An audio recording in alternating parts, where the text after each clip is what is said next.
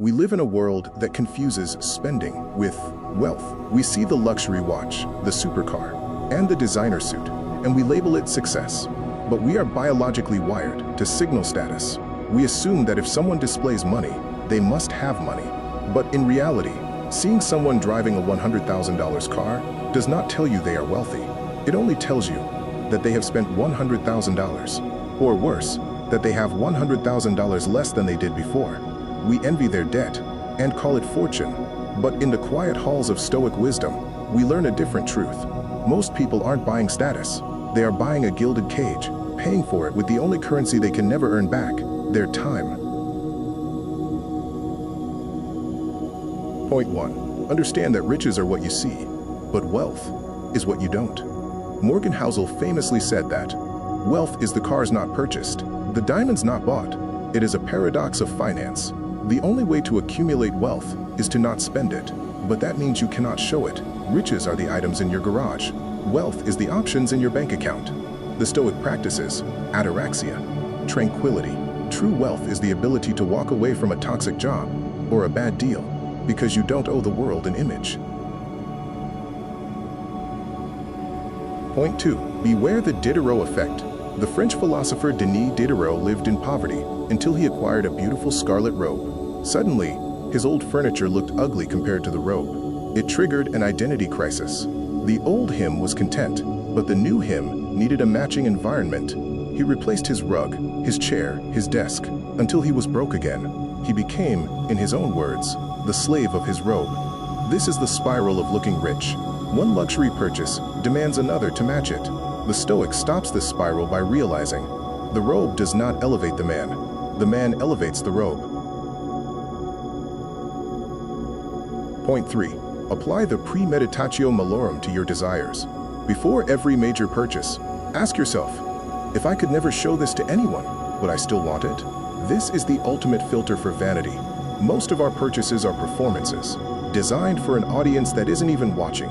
If the joy of the object vanishes when the audience is removed, you aren't buying a tool for your life, you are buying a costume for a performance.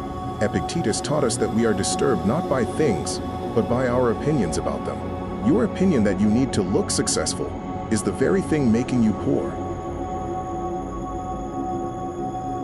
Point 4. Calculate the time price, not the dollar price. Henry David Thoreau, a modern Stoic, said, "The price of anything is the amount of life you exchange for it."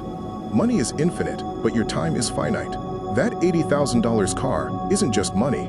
If you earn $40 an hour, that car costs 2,000 hours of your life. That is one entire year of sitting in an office you might hate, away from your family, just to impress strangers at a stoplight. Is that metal box worth 1 year of your existence? When you see the price tag in hours of life, the desire to look rich often fades away. Point 5. Recognize the opportunity cost of attention.